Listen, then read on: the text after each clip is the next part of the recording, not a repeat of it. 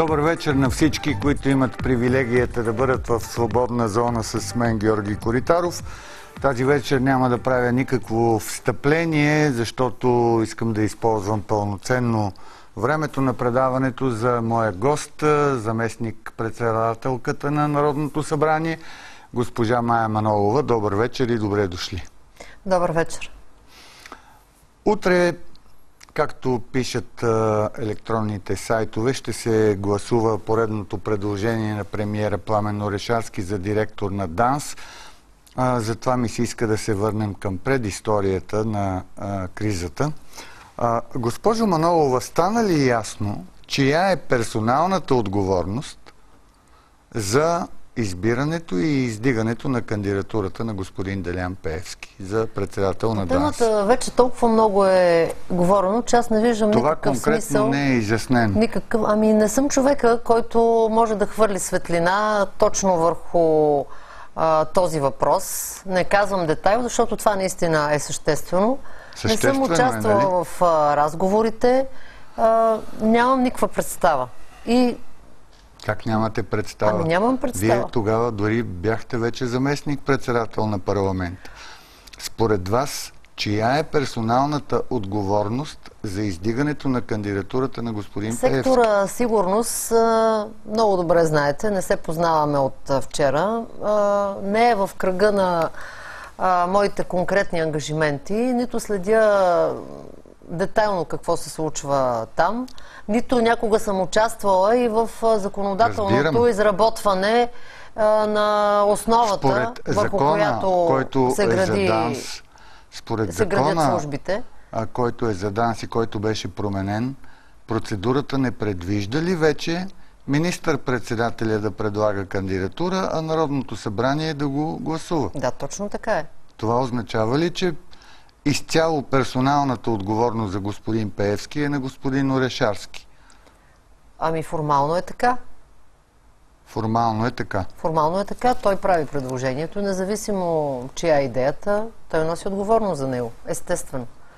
Аз не мисля, че той е бягал от тази отговорност и мисля, че по темата беше казано достатъчно. Не е казано, госпожо Манолова. Позволете ми да ви убедя. Добре, аз тогава искате ли аз ще слушам, а вие ще разказвате. Аз ще задавам въпроси. Ами добре. Въпросът ми е, с какви аргументи господин Орешарски мотивира парламентарната група, че господин Делян Пеевски е най-добрата кандидатура на външен кандидат за външен на системата на ДАНС кандидат за председател, измежду други, които са обсъждани.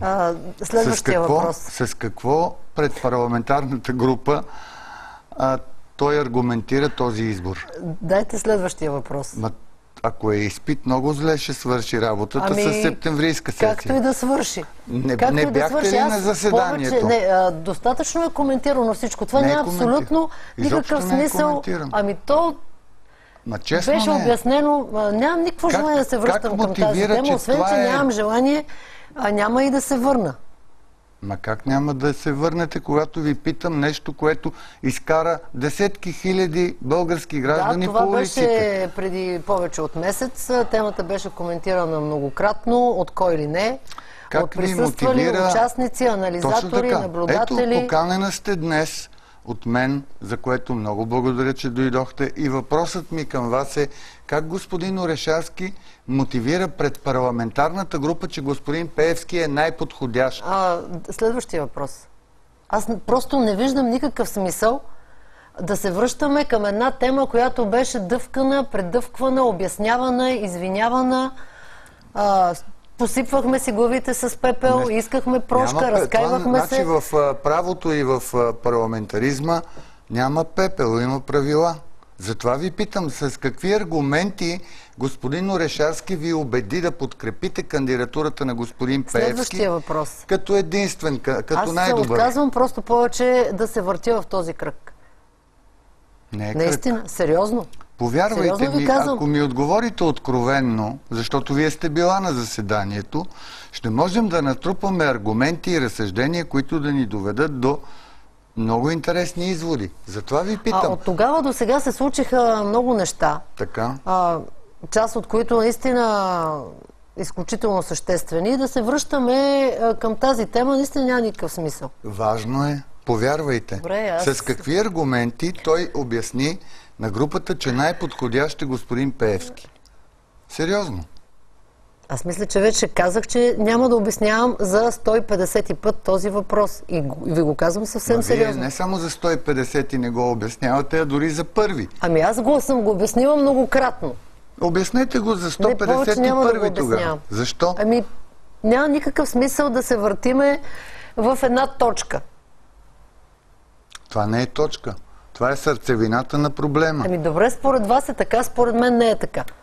Така или иначе, ако не се беше случило това, щеше да се случи нещо друго. Не е така. Грешка, гаф не е грешка на правителството, защото няма безгрешни хора, няма безгрешни институции.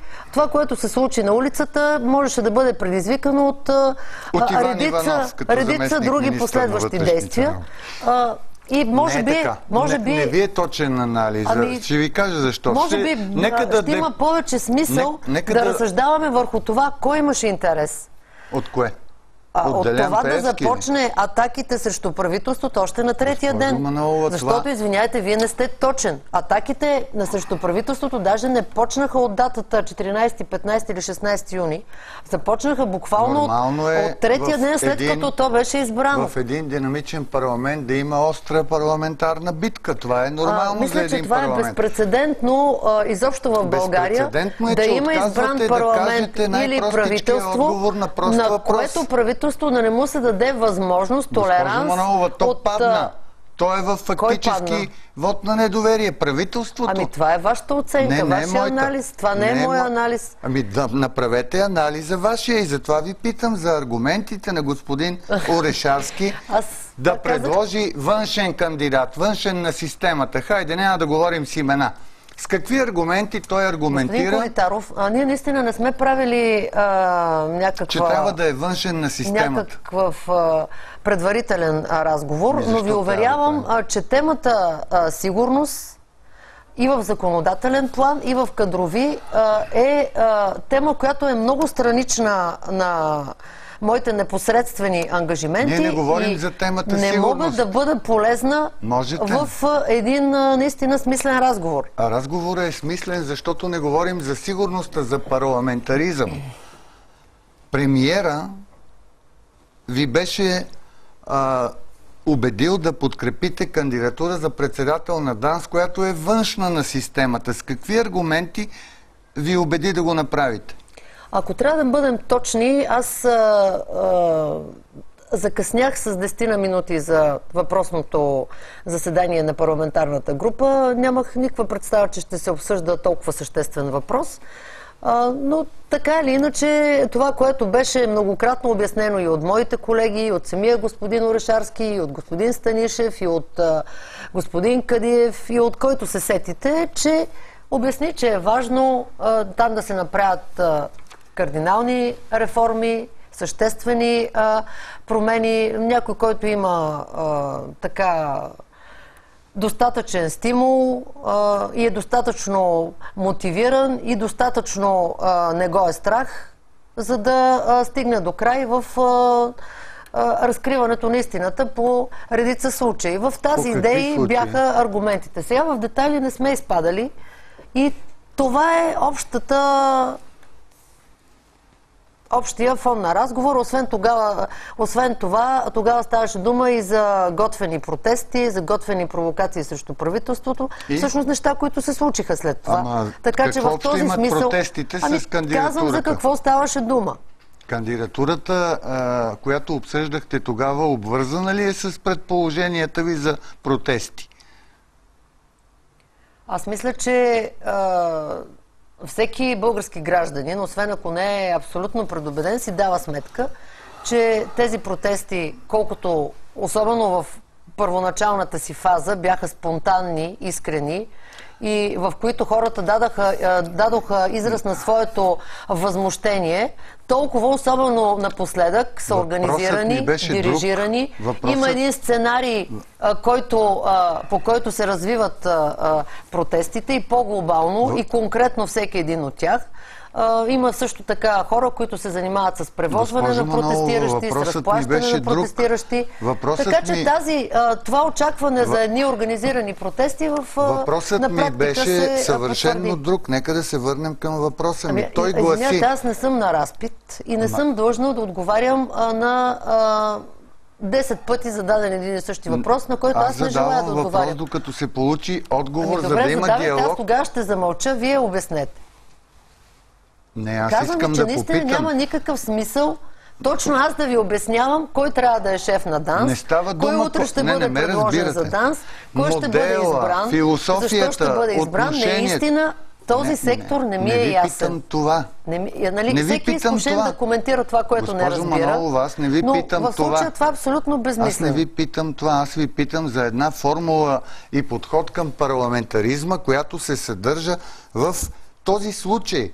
И затова въпросът, който ви зададох преди няколко минути, беше: кандидатурата на този човек беше ли обвързана по някакъв начин с вашите предположения, че може да има протести? С други думи, той очаквало ли се от него да противодейства на такива протести? По-скоро ставаше дума не само за протести, а и изцяло за заговор срещу правителството от определени сили. Нещата наистина... И кандидатурата на господин Пеевски е била с цел да се противодейства на заговор. Какъв беше контекста и обяснението за политическата обстановка и защо в крайна сметка се предлага външен човек за системата? Всъщност много скоро ще стане ясно дали и в случая... Аз лично не съм имала. Но го чухте това вътре, на групата. Аз лично не се усъмних и в момента мисля, че изборите, че резултатите... Айде, нека да кажа едно цяло изречение. Хубаво би било. Че резултатите от изборите, както е ясно и сега, беше ясно и тогава, не се харесват на доста политически сили, на доста икономически кръгове. И така или иначе беше ясно още в самото начало, че те няма да се примирят с резултатите от изборите. Бяха направени редица стъпки те да бъдат атакувани. От жалбата в Конституционния съд, нормална през крайното действие. И конституционна. За първи път за последните 23 години се обжалват парламентарни избори. За първи път има партия, тук парадоксът е, че точно партията, която уж ги спечели и която организира изборите, която не признава резултатите от изборите. Тяхно право е. Всичките тези събития би следвало, вие, тъй като твърдите, че сте анализатор, би следвало всички тези факти да са квадратчетата от един пъзел на една обща картина. И аз точно по квадратчетата вървя. И затова сега ви питам. Вие сте спрели на първото квадратче и не мърдате от него. Вие бягате аз мога да съм полезна за възглобяването на пъзела по теми, които считам, че относително са ми ясни.